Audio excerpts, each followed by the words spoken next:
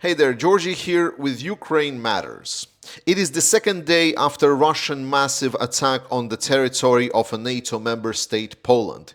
We still hear a major fallout from that attack, as well as finding out the details, and we're finding out what is the response coming from the NATO countries. Additionally, Sweden has prepared major bonuses for Ukraine with their new pretty massive aid package coming to Ukraine. This and more news in today's Ukraine Daily News Show. Let's begin. We start by talking about the NATO allies' response to the Russian aggression in Poland, where Poland called for Article 4 of NATO, which involves consultation on regards to whether the allies support territorial integrity and sovereignty of Poland, which everyone nodded to, even Hungary, despite the fact that it was later called out for stating that they support the territorial integrity of Poland, and that's why they need to go and give Russia everything that they want. It was not implied. I don't want to overtell you, but let's just say Hungary is a weird one out there, and some of the Polish politicians have called out Hungarians for their two sides attitudes to this matter. But nonetheless, the Article 4 basically allowed Poland to negotiate with NATO allies and consider what kind of next steps are. And this is a major failure in my perspective, because I think there was one and only one response that would be sufficient to Russia to understand that they should not do this. And that response is close the skies over Ukraine. Because we have the perfect reason to actually now invoke closing the skies above Ukraine, and because, well, a European Union is threatened and we would like to be safe instead of having to deal with Russians' drones flying over our territory and blowing up our buildings. Instead, we are right now stating that we will continue supporting Ukraine, and thanks for that. That is what we need to do. But more importantly, we said that now we're going to be asking for more anti-air systems to be at the border towards the edge of Poland. So we're not going to be going in Ukraine. Instead, now Poland is going to be stockpiling anti-air systems that could otherwise go into Ukraine. Now, I know the air has been now closed. The flight zone around the borders with Ukraine and Belarus have now been closed, and it is reported that 40,000 Polish troops will be deployed towards the border with Belarus and also Russian exclave of Kaliningrad. But all of this is weak. It is still weak. Russia is an aggressor state. Russia will not stop until it is stopped. So us just stating we're going to defend even better against anything that you can throw at us, Russia, is not sending any strong message to Russians. So yeah, it's a little bit underwhelming, especially the language that is being used with regards to that state that it was not an aggression, it was just an incursion, despite the fact that in the other meetings, specifically I believe in German Bundestag, German Defense Minister Boris Pistorius very thoroughly acknowledged that the drones that Russia sent into Poland were not deviating from any kind of course. They were indeed moving towards the targets inside of Poland. And because Poland actually needed to deal with this military threat and use their own resources, quite massive resources to be honest. As far as now we know, Poland has used F-35 jets and using $400,000 worth missiles to shoot down $10,000 worth drones. It has been also reported that from the 19 drones that crossed into the territory of Poland, only 4 of them got shot down in total. At least it is said that 3 were shot down 100%, and the 4th one, it is unclear whether it was shut down or it just kind of got a malfunction and just went down on its own. And if Poland has been using 400,000 missiles, then Poland just lost for $1.2 million. Russia just caused direct damage to Poland. And there's even more proof that is coming up that it was indeed a Russian-directed area. As I already explained, Boris Pistorius has been telling that the direction that drones were going was pre-programmed, so they were not deviating from their course. Russia is just looking at all of the claims about this and just taking us all for a ride, for a fools, stating, "Oh, I don't know whose drones was there. Like it was just no one's drones. Who knows? Maybe it was Ukrainian drones that flew in." Absolutely, just spitting in all of our faces with this nonsense. But at least I guess it kind of is ironic because it makes us now feel the same way as Ukrainians felt when Russia sent in their forces into Crimea, and it was the little green man. And then people was like, whoa, it's like, who knows whose drones it are? Who knows whose military it is? It's the same kind of a scenario. Russia just gets their first foot on our ground, and our response is pretty weak. But the pictures that appeared also of these drones show that they have had also the extended fuel tanks just so they can fly further all the way up to Poland and into the Poland. It was a deliberate attack, deliberate test of waters. Our response hasn't been adequate. We are still not ready to fully take on Russia and make sure that Russia will never come again. And the only one that is carrying us forward, thankfully, is Ukraine. And I am grateful, at least, that we are supporting Ukraine with every little bit of help. What we should have done is close the skies over Ukraine and make sure that this never happens again. There's not going to be even one drone or any idea of a drone approaching any kind of borders over you. That would be a proper response. Sweden is coming out with the announcements that they are supporting Ukraine even more. This is incredible because Sweden has been a consistent supporter of Ukraine, and we obviously are willing to see whenever there is additional support coming from Ukraine. In this new 9.2 billion Swedish krona or $800 military package coming, we will see that there is additional 18 archers that is coming into the Ukrainian armed forces.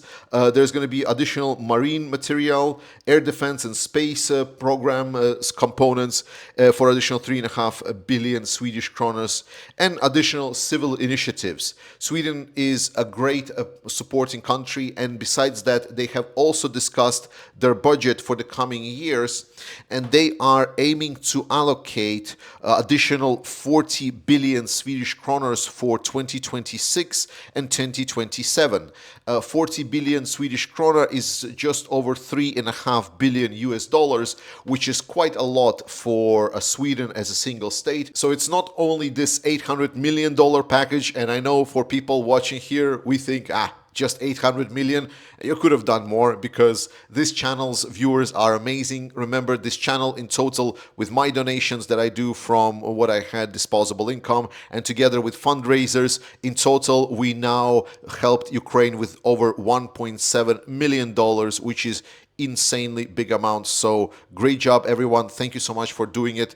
For people, if you want to be part of this wonderful community and support Ukraine, please click subscribe button if you haven't done so. So let's do even more, and let's continue being great so we are matching the vibe that there is in Sweden. Recently, there has been a meeting online with Ukraine Defense Contract Group, also known as the Ramstein meeting.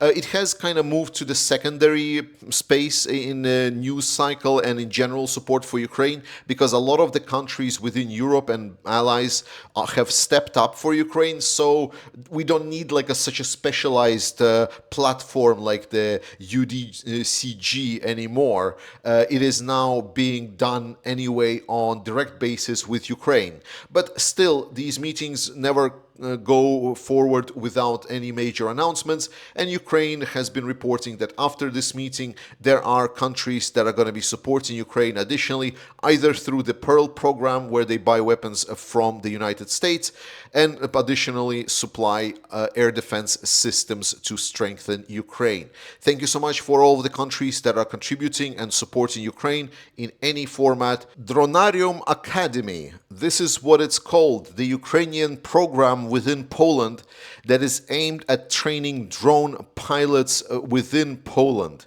Ptaki Dronarium in Poland is a training center that will prepare operators for all classes of unmanned systems.